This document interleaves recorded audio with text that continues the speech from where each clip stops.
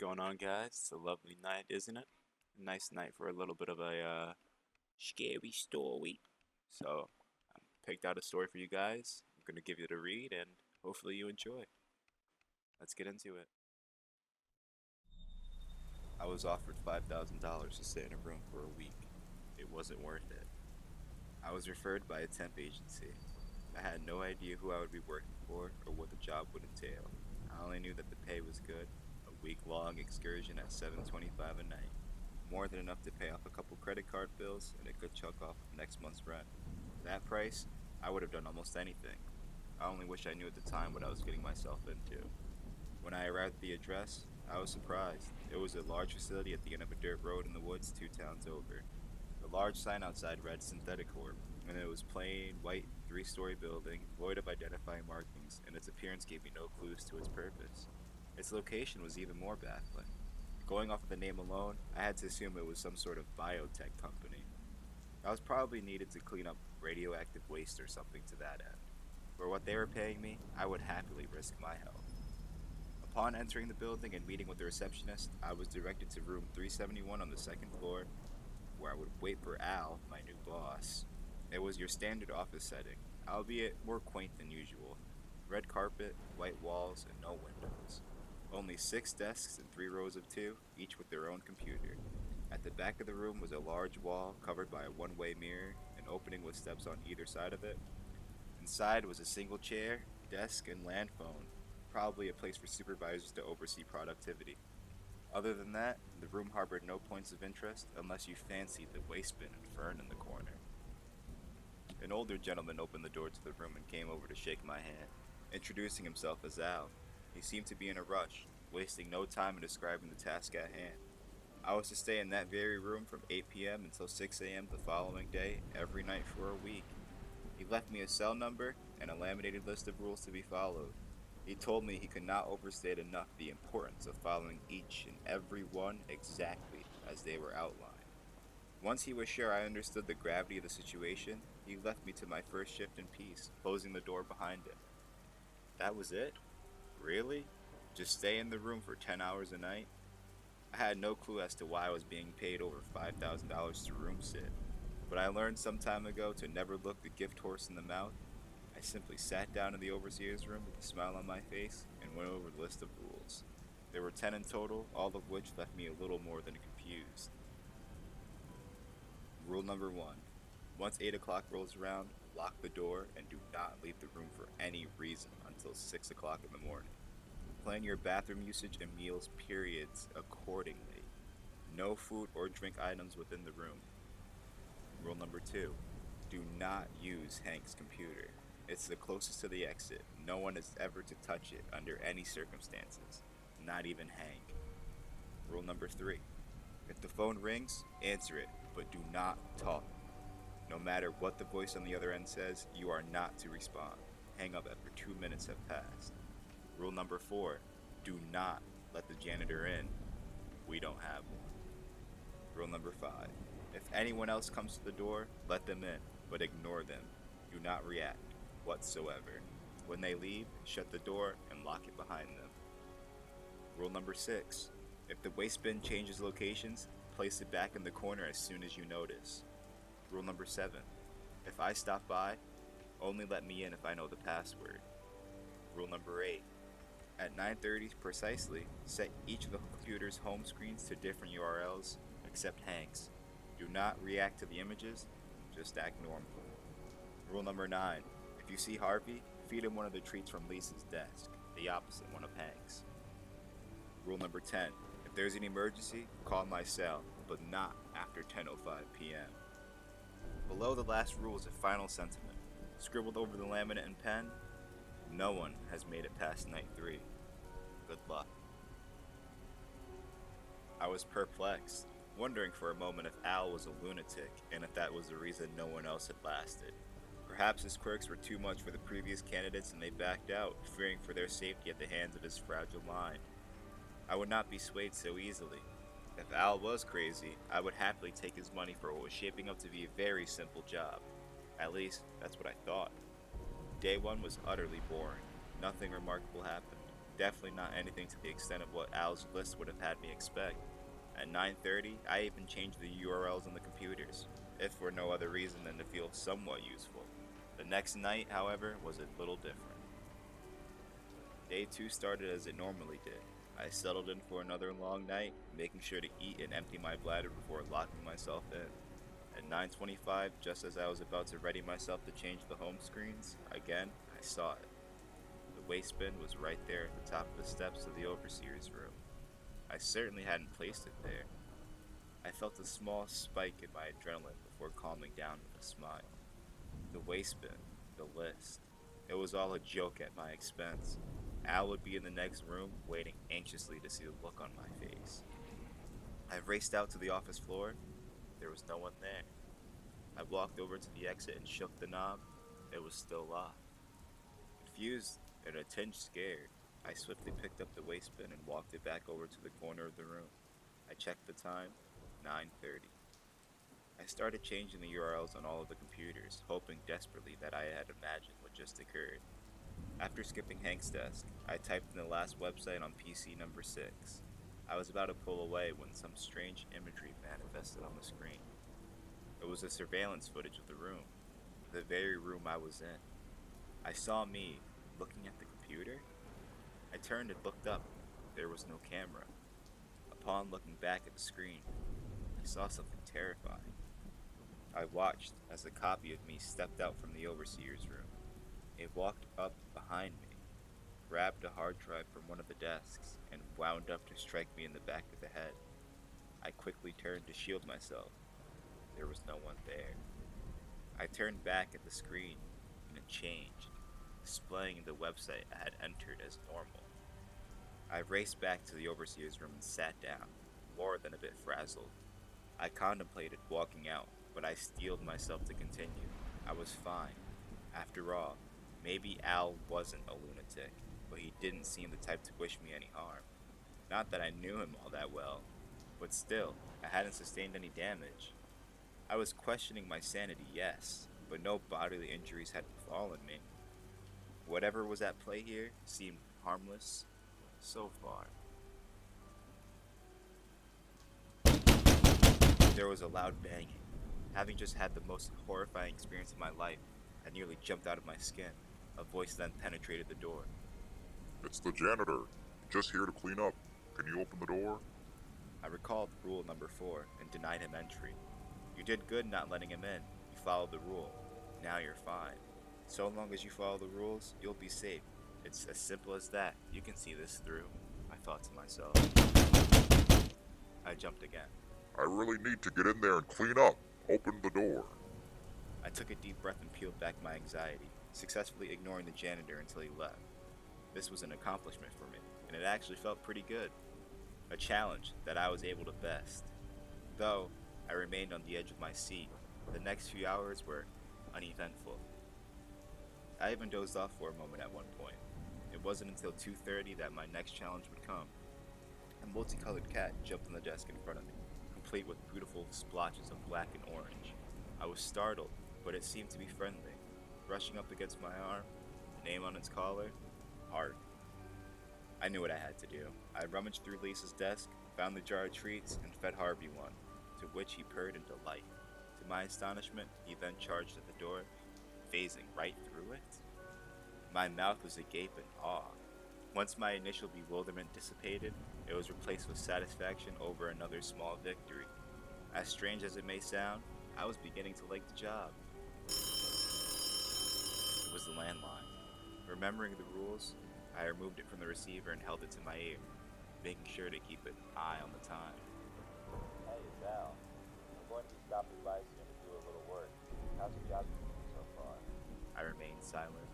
Hello? You know you can talk to me, right? I picked up the set of rules and looked them over again. There was nothing about Al calling, so I didn't respond. This is no way to treat your employer. If you don't say anything, I'll have no choice but to fire you. Do you really want that? I stood my ground, only 20 seconds to go. Fine. I'll see you soon to relieve you of your duty. I guess you could even make it past night 2. The 2-minute mark came and I hung up on him. I felt safe as another hour went by. Reflecting on the trials I had faced thus far, I was bewildered, but determined. I wasn't going to let the room cloud my judgment.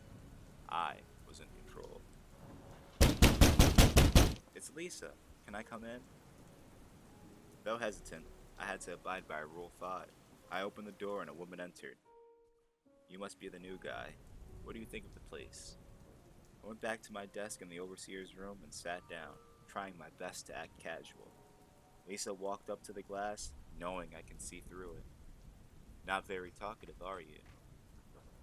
Her eyes unnaturally darted around in all directions, and her skin drooped a bit, almost as if it was falling off of the bone. I didn't answer. She didn't speak again. Instead, she stared at the glass for a long time. Long enough to leave me feeling untruly sullied. She didn't speak again. Instead, she stared at the glass for a long time. Long enough to leave me feeling truly unsettled.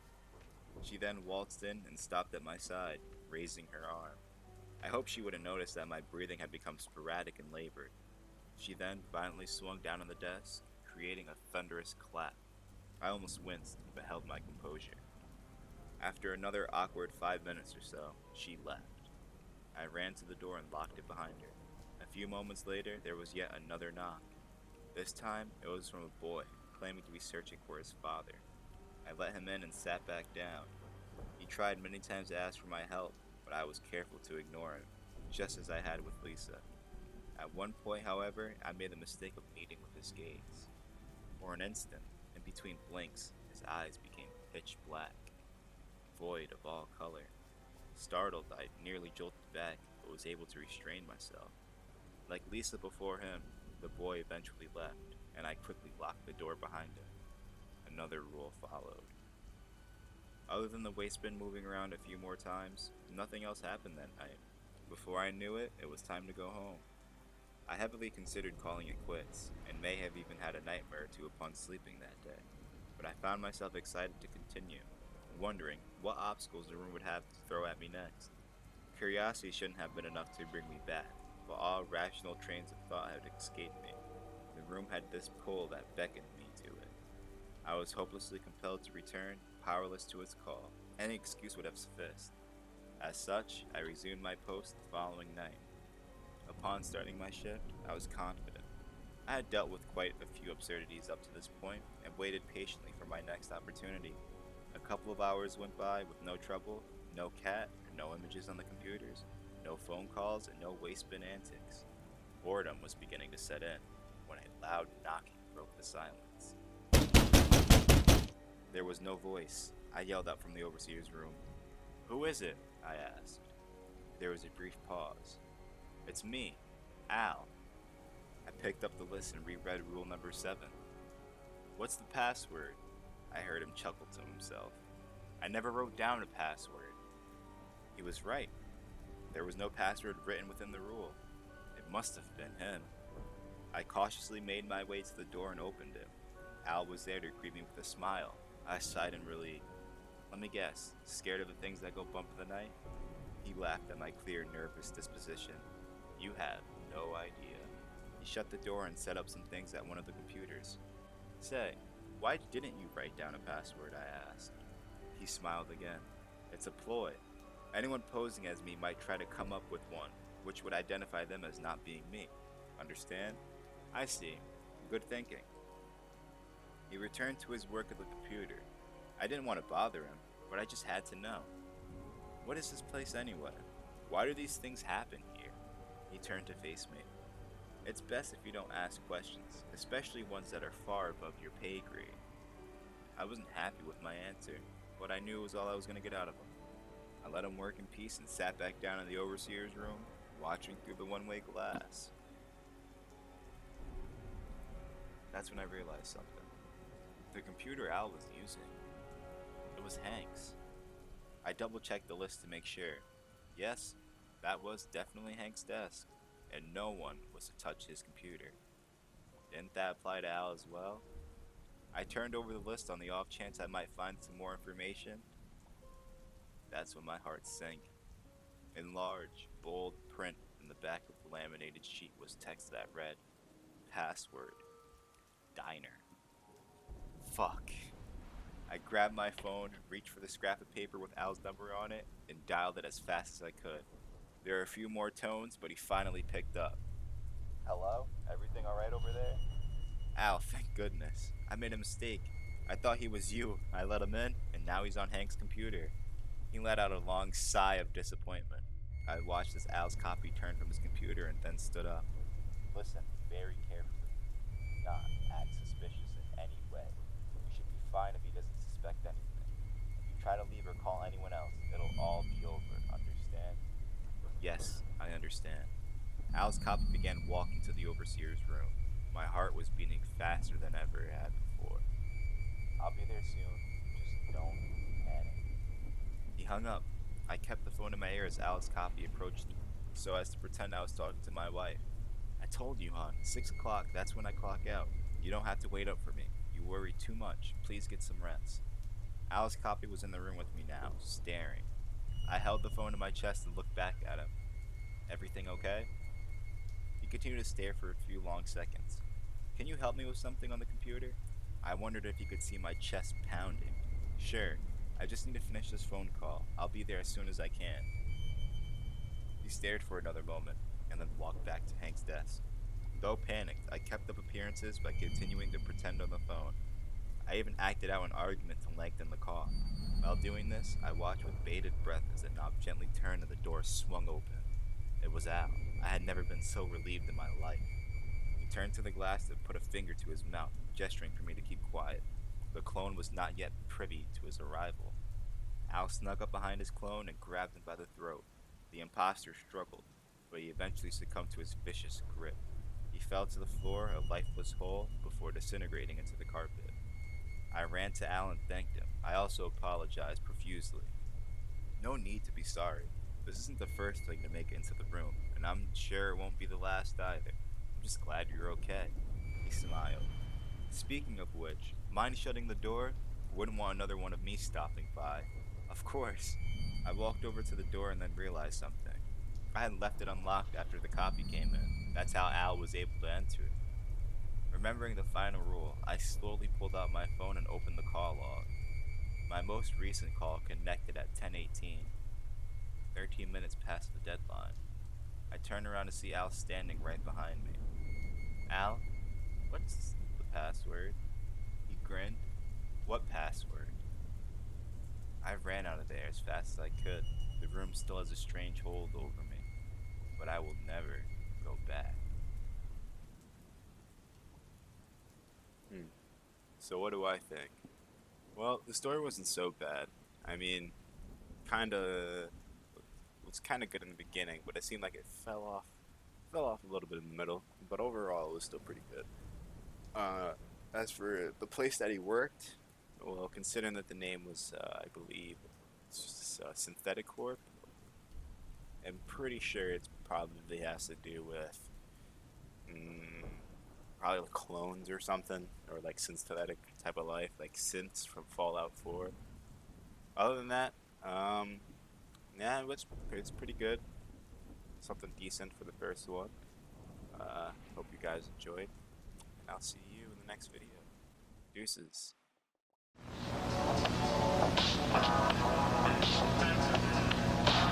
Color television, fan on the ceiling, abstract art on the walls, living different. 1989, talking on the phone, wind blowing hard, all the windows closed. Turquoise sheets, pink pillows, Motel 6, that's room 24. Meet you in the morning, meet me here tonight. Vibrating bed, gotta say it all right. Black marble sink, gold in the faucet, fresh bar soap, many shampoo bottles. Playing some Atari, she blowing on my cartridge. Room service knocking, I can hear him at the door. Do not disturb.